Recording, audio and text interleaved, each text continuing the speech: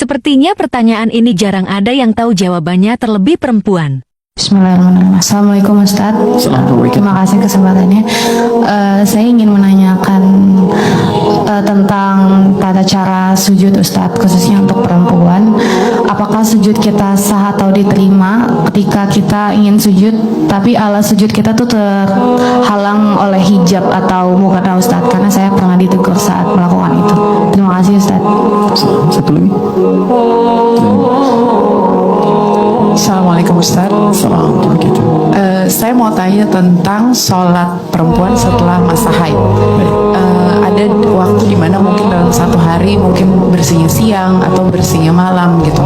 Tapi apakah yang harus dilakukan adalah ketika bersih langsung langsung mandi wajib dan sholat, atau ada rasa nunggu bersih dulu deh ketika malam dan sholatnya ya udah bersih besok aja subuh.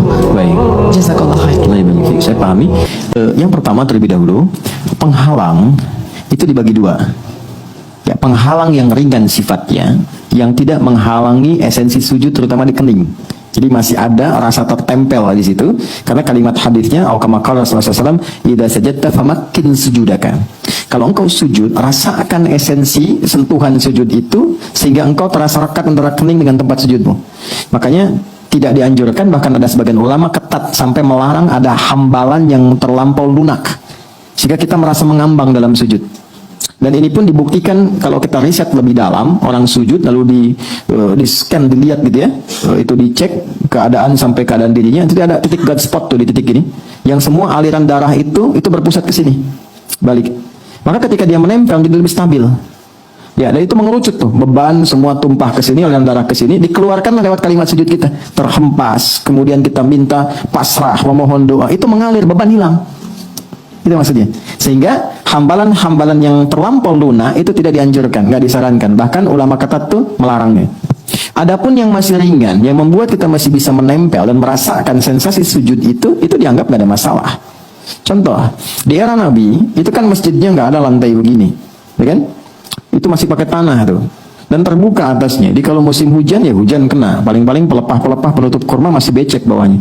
Masih hadis tentang nuzulul Quran itu ketika turun Lailatul Qadar, itu komen pertama sahabat, aku melihat Nabi itu ada bekas tanah itu di keningnya. Ya, kata Nabi, aku bermimpi melihat Lailatul Qadar, di keningku itu ada bekas tanah. Ya, kemudian aku dilupakan tanggalnya, bukan tanggalnya yang ditampakkan oleh Allah lewat mimpinya, tapi kesungguhan ibadahnya. Maka ternyata satu kali Nabi sholat, begitu selesai subuh, ada tanah di keningnya itu. Maka sahabat komen, itu kelihatan, berarti malam tadi malam Al-Qadar. Intinya apa? Nggak ada pembatas tuh antara bagian sujud keningnya itu dengan tempat sujudnya. Tapi ketika musim panas, hadis selesai. Beberapa sahabat nggak kuat karena merasakan panas di tempat pijakan sujud. Maka diberikan semacam sapu tangan. Ada kain. Kain itulah yang menjadi pembatas dengan tanah untuk mengurangi panasnya. Dari situ ulama menyampaikan kesimpulan tadi. Kalau untuk perempuan ada mau kena misalnya, atau kita pakai sejadah, itu intinya tidak mengurangi sensasi sujud yang menempel di kening kita, tinggal tidak merasa mengambang, itu nggak ada masalah. Jelas sampai sini? Allahu a'lam bishawab.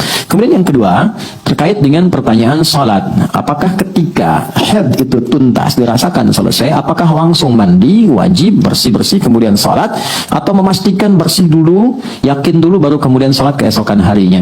Pertama, setiap perempuan itu pada siklusnya dia punya rasa. Dan sudah memahami itu. Di titik ini, udah mulai bersih nih, udah mulai selesai nih. Kalau dia yakin pada feelingnya demikian, cepat mandi, cepat bersih, tunaikan salat.